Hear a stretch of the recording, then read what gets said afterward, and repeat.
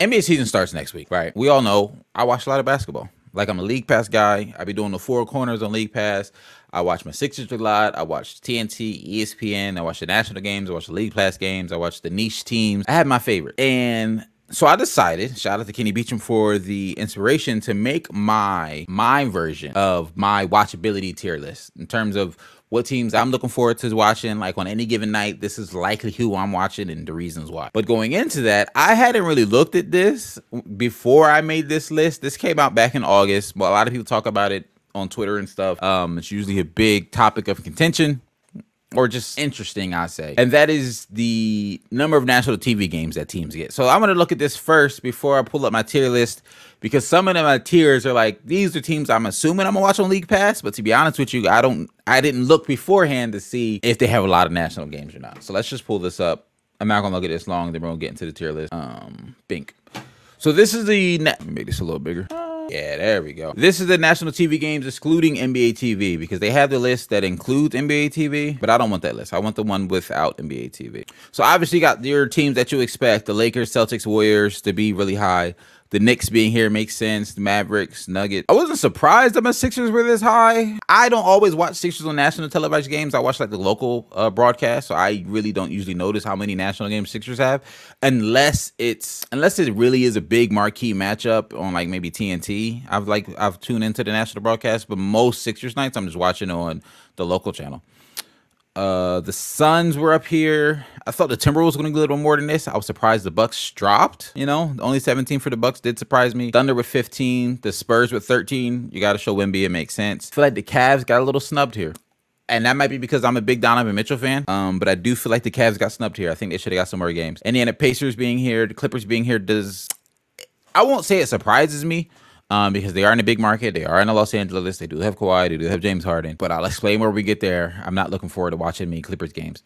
Grizzlies, Pelicans got 9 each. You would like to see Zion more, but if you're the NBA, you're like, yo, Zion, we don't know if you're going to play, so we can't give you more than 9. The Kings, I wish, got some more. The Heat getting 7, unfortunately, doesn't surprise me, because the Heat are they've dealt with a lot of injuries over the last couple of years, and they've had some stretches that haven't looked great simply because of their injuries. I'm hoping I'm just going to say I'm hoping they're healthy this year. Sacramento Kings, the Magic, I was hoping they would showcase more. That's just like a really good young team. Just try to showcase some of your young teams. The Rockets getting 3. Once again, not as good as the Magic, maybe not as proven as the Magic in terms of a really good young team, but I think the Rockets can be in a similar tier as a really good young team. So I just wish they got more games. And then it gets pretty dark down here at the bottom. Like, these are just teams, unless you're a degenerate like me, you're just not going to see these teams. The Hawks, the Bulls, and Jazz each have 2. And then the Nets, Hornets, Pistons, Trailblazers, Raptors, and Wizards all have 1 national game. So unless you're a degenerate like me, you're not going to watch and not going to see these teams play. All that being said, all right, let's pull up the tier list. So this one's not going to take as long as the ones we've done in the past, because this is this one's vibes and fun. Like, I have it pre-made, but it's not as serious as talking about who is and isn't a contender. These are just the teams I'm looking forward to watching. All right, so the categories, just so y'all know, my team, obviously, like, let's just go ahead and throw them there. I try to watch as many Sixers games as possible, unless we're playing it, unless Joel, Maxey, and PG aren't playing, or we're playing a team that I just know we should blow out, and there's a really, really interesting matchup on a different channel, I'm likely watching the Sixers. Mainly because the Sixers games for me started like 6:30, 7 o'clock. Like, I can knock that game out and still watch a West Coast game, or catch like probably the second half of the like 8 o'clock start Eastern Conference game. Because the Sixers usually play so early, I can usually catch plenty of games and still watch most of my Sixers. But the next tier I have is my favorite League Pass team. Favorite League Pass teams. These are the teams that, and a lot of this, some clarity. I'm basing a lot of this off last year. On part of it is what I watched last year, what I think I'm going to continue to do. And some of this is based on either off-season moves or based on the season they had last year, on how little I watched some of these teams. I want to try to watch them more. So you'll see that in some of these tiers. But this next tier is just my favorite League Pass teams. So most of these teams are teams I watched a lot last year, and I know I'm going to watch a lot again of this year. The first on that list are, we talked about them earlier, the Sacramento Kings. Absolutely love watching them play. We talked about them at length. I don't feel like I need to go further. The Knicks. I surprised myself with how much Knicks basketball I watched last season. When Joel Embiid went down with his injury, and after playing like them first like 30, I think he played 39 games this season. Once he went down with an injury and the Sixers started losing some games, I was tuning in, trying to see how Maxey and Kelly Oubre and Tobias Harris was going to carry us. And then after a while, I was like, I need a different team to watch in this first game slot on the East Coast. And the Knicks was hooping. It was starting around like January. I started watching them heavy, you know, and towards the end of the season, I was locked into the Knicks. I was messing with the Knicks heavy. Next up, we have the Pacers. I just like the way they hoop. I like the brand of basketball they play. I'm a big fan of Tyrese Halliburton. The Pacers. I'm a big fan of the type of basketball that they play and the pace, the pace at which they play. Next on here, I have a caveat. I'm putting the Pelicans when healthy. I've been a big fan of Zion since he came into the league. When healthy, the Pelicans are super fun to watch. I love the combination of Zion, B.I., and CJ. I think the addition of DeJounte Murray is going to be huge for them. If they're healthy, the Pelicans are going to be a great team to watch, and they're going to actually be a good team.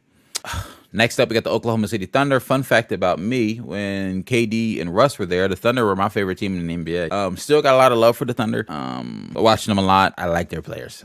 I'm a big fan of J-Dub. For some reason, I like J-Dub more than SGA. No disrespect to SGA. I just like J-Dub. I just like J-Dub more. SGA is obviously the better player. Come on now. Let's not that crazy here. And then lastly, but not least, Minnesota Timberwolves. I watched a lot of Timberwolves last year. They were like my go-to West Coast team. If it was a late West Coast night, they used to have that. They'd be on that 10 o'clock, at 9:30. Not necessarily the 10:30 game. That's reserved for the Lakers and Warriors. But that 9, 10, 9:30. Timberwolves games are really, really good to watch last year. I'm looking forward to watching some more this year. Now, this next is new, but I'm going to try to make an effort. They're new to me. I didn't watch a lot of them last year. I tried to tune in a little bit, but based on the seasons that they had last year or the expectations I have from them this year, I'm going to try to make a bigger effort to watch them. And the first team is the Orlando Magic. I did not watch a lot of Magic last year, but they were very good defensively, and I really liked what I saw from them in the playoffs. I liked what I saw from Paolo in the playoffs. I recognize that they are a really good team. I like the addition of KCP, Kentavious Caldwell-Pope, for this team. It's not like the game changer. He's not going to completely solve their spacing issues, but he's going to help a lot. And so I'm looking forward to that. I'm looking forward to that for sure. Next on this same tier, I got the Dallas Mavericks. So I think it's kind of been on record for me that I'll admit I was late to the Luka party. I'm not ashamed to admit that. I was late to the Luka party. Not late in the sense of that I realized that he was great. I was late in the sense of like 2 years ago, people were saying he was already an MVP conversation. And I was just like, let's pump the brakes. And then I, decided to really pay attention to him last year. And I'm like, no, Luka is nice. And you saw him go on that finals run on full display. You spent some time on his basketball reference page, like really trying to understand his game, watching some highlights. And then you realize he's made 5 All-NBA teams already. And he's super young. Like, Luka is nice. I think the addition of Klay is going to be good for them. Kyrie's there, obviously. I'm looking for a next step from Derek Lively. So I'm going to try to make a more concerted effort to watch the Mavs this year. And then last but not least in this tier, new to me, but we're going to try to watch as much as possible, the San Antonio Spurs. I think they're going to be really good this year. At the very least, I like that. I think year 2 Vic is going to be must-see TV. We talked about the addition of Chris Paul before, and the impact he can have on this team. The Spurs. Didn't watch a ton of them last year because, oh my God, for me last year, Victor Wembanyama's highlights. Watching Vic was like, I don't know. Last year for me, when it came to the Spurs, I didn't watch much of their actual games. I would go to NBA.com and watch Victor Wembanyama's field goals or his rebounds or his blocks and just really watch Vic. I wasn't that invested in the rest of the team. I'm a little more invested now. Next tier is inevitable. I don't love, but they're usually entertaining games. And this is mainly this means y'all got a lot of national TV games. Y'all games are usually entertaining, but you're not like my go-to watch. First on this list, Los Angeles Lakers. I don't think I've ever gone out of my way to watch a Lakers game, but I see plenty of Lakers games. That's just how it works. They be on TV. That 10 o'clock, 10:30 slot, the Lakers game is going to be on. And you know who's going to be on right there with them? Golden State Warriors. Both of these teams are my boom or bust categories. They can have some solid seasons, so they can have some horrible seasons. Like a lot of volatility, a lot of changes on both of these teams this past offseason. And they be on late, and I be up. They got them 10:30 West Coast games, and I be up. So I click it, and I play it. But it's never something I'm seeking out. It's just I want to watch more basketball, and usually their games are entertaining. Also on this tier, I'm putting the Denver Nuggets. As much as I do enjoy watching Jokic, I don't usually go out of my way to watch Nuggets games, but they're another team that just be on nationally televised games, and depending on the matchup, they're usually really, really good games. The Boston Celtics, I'm also putting in this tier. Similar reasons. Well, some of similar reasons. A lot of nationally televised games, very They're on TV a lot, but I usually don't go out of my way to watch them because unless the matchup is good, it's based on last year, especially last year, the Celtics was blowing people out. So if they were playing a team that they were definitively better than, it was no point in turning it on because it wasn't going to be entertaining unless you're a Celtics fan and just want to watch them beat up on somebody. But if it ain't my Sixers, I'm more so usually looking for the entertaining game that night. Like I'm looking for the close game. I'm looking for the game that's gonna have some back and forth to it. Looking for the game that I can like take something away from, just being a nerd. Will watch depending on the matchup. These are teams that I find entertaining. I'm not watching them play everybody, but depending on the matchup, I'll lock in. First off is the Cavs, Cleveland Cavaliers. Big Donovan Mitchell fan. I'm not going to say I think he underrated, but I think it's dang near close at this rate. With the amount of people pushing for Devin Booker and Anthony Edwards to be as the best shooting guard in the league, I feel like almost Donovan Mitchell's underrated at this point. Not fully, but it's close. The Miami Heat, I'm also putting in this category. This is not a knock necessarily against the Heat. Like I said earlier, they dealt with a lot of injuries like the past 2 seasons. And it always felt like when I would try to watch the Heat, it was a night, and then I realized half the team is injured. So now it's depending on who they're playing, depending on if I think it's going to be a good game, good matchup. Like if the Cavs and Heat were playing, I would turn that game on. I think that'd be a good matchup. But if the Heat and the Heat Warriors game, I'm not turning on. I'll put it that way. Like I'm not. Even if it's the late game, I'm trying to see if I'm gonna look and see who the Lakers playing for their late game. Maybe the Lakers are playing, I don't know, the Knicks. I might tune into that because I like the Knicks some more. Like that's kind of how that goes for me. But if the Heat are playing, say the Heat are playing the Knicks, I'll tune that on. Or Heat play the Kings, I'll turn that in because I like the Kings. I like the Knicks. It really just depends on the matchup for some of these teams for me. And then last, we'll watch depending on the matchup. I'm gonna put in the Houston Rockets. That's one team who am I tripping? Oh, there you go. That's one team who I had in my like young team but could be good category when we were doing the rankings. But I want to see them in exciting games. I don't want to see them get blown out. I don't want to see them in games that don't matter. I want to see them in exciting games. It's going to take me a couple weeks to figure out what their talent level is because I have high upside for them, but I could be too high. So I got to see where they really are, and then that's going to help me determine what type of matchups I'm looking forward to them. Like, I don't know if I want to watch the Rockets play the Celtics, but the Rockets Kings, Rockets Knicks, Rockets, even Dallas Mavericks might be really interesting because they could be one of those young teams that kind of knock out some of those teams that should be in the playoffs. All right. Watching because I'm curious. Curious because I think y'all are either going to be bad, curious because I think you're going to be good. I just have some questions. First off, the Atlanta Hawks. I'm a big Trae Young fan. I'm a big Trae Young fan. I think Jalen Johnson Jr., am I thinking the right guy right now? Am I saying his name right off the top of my head? Should have a nice breakout season. I'm hoping he has a breakout season. Like quiet as kept, low key MIP candidate. And now no longer having DeJounte Murray on this team, I'm curious how Trae Young bounces back from that. He did not have the greatest year last year. Can he bounce back? I think he's super talented as a point guard. Super talented. Just can he bounce back in terms of shooting percentages? I'll say. The Clippers. This team could be bad. Like full stop. This team could be bad. But I'm going to watch because I'm curious. What does this James Harden show look like? James Harden has been real confident in these media days, saying this offense and the way the team plays is going to involve a lot of me. That's what he's been saying. He's like, I'm going to be involved. He's going to be involved. That's what he's been saying. And with Kawhi's health still being in question, what is this team going to look like? Kevin Porter Jr. has got a second lease on life almost on this team. We'll see how he fleshes out over there. And there's another player on this team that I cannot remember the name off the top of my head that also... Kai Jones also is on this team. Both of those players don't strike me as players that you would find fit well on a Kawhi team just because how reserved Kawhi comes off. But we'll see. They could add some scoring punch for this team, which this team could need if Kawhi doesn't play a lot. The Suns should have been in my boomer bust category. I think I had a little bit more faith in the Suns because they added Tyus Jones, but I think the Suns still leave a lot of questions.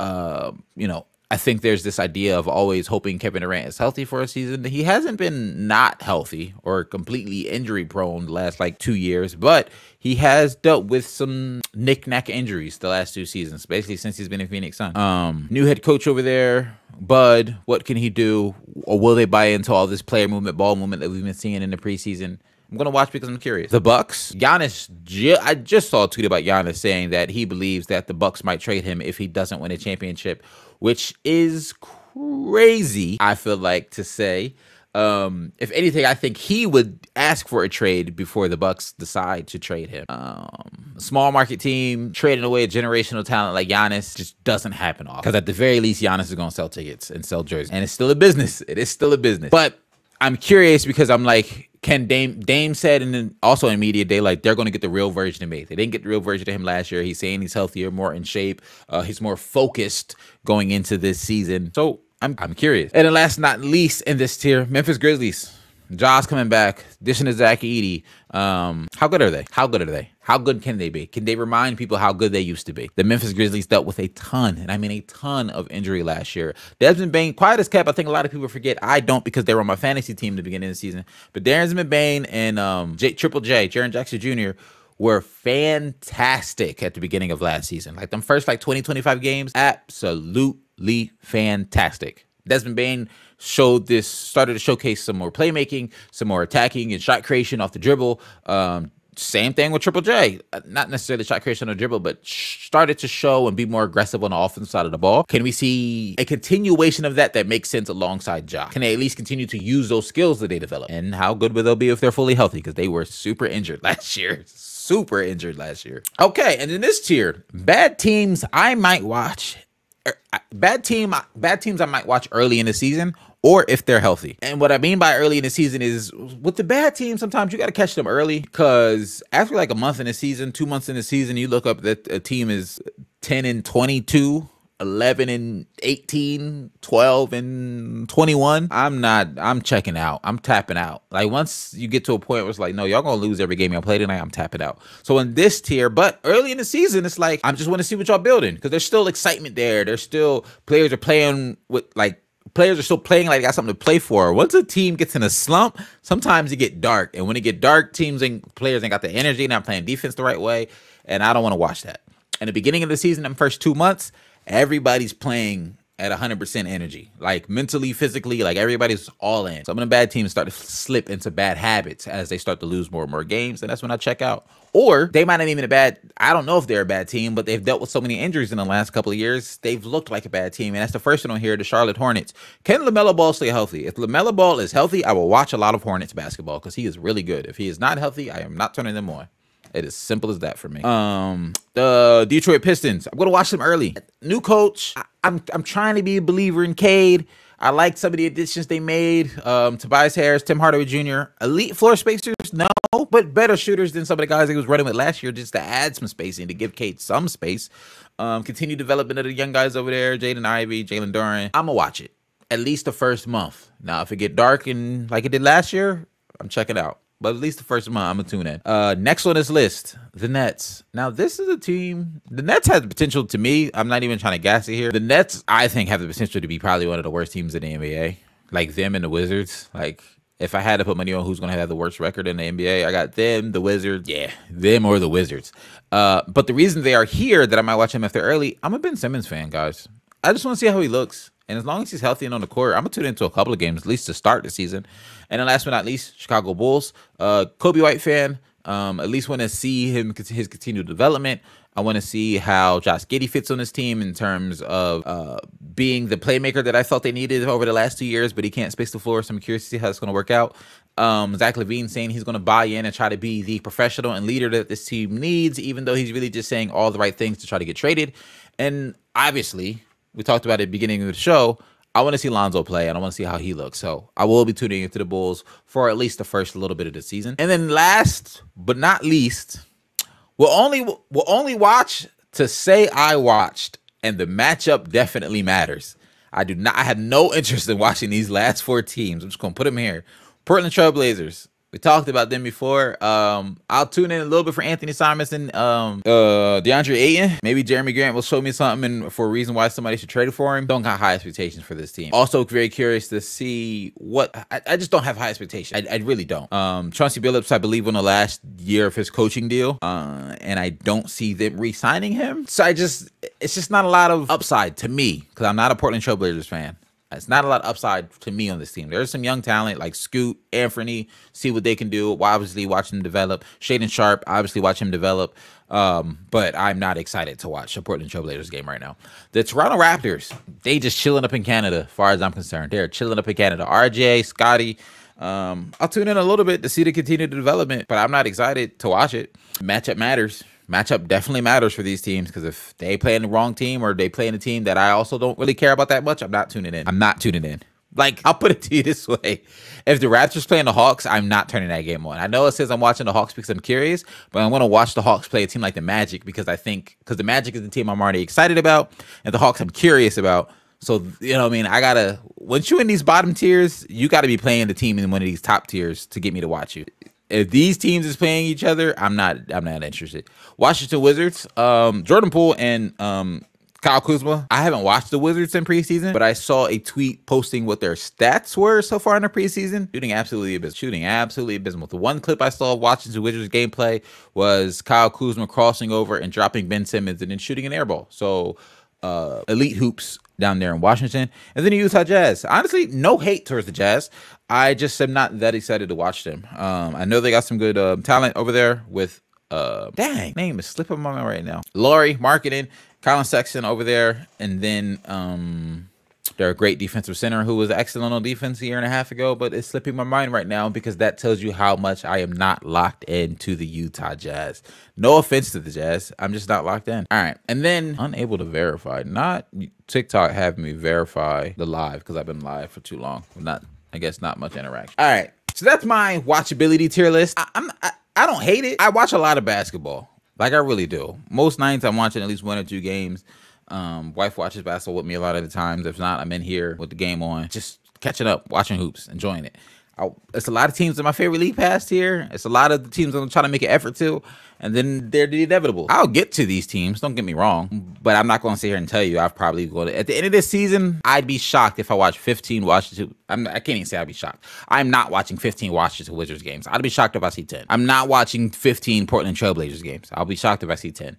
But early in the season, I'm going to catch a couple to say I watched. Now, if this team start trending well, or if you see a player on a hot streak, people talk about them on Twitter, sure, maybe I'll tune in to try to catch the next game. That's usually what happens with some of these bottom tier teams. Somebody might be on a hot streak, somebody might be doing something impressive, and I'd be like, all right, let me see what everybody's talking about. Let me tap in.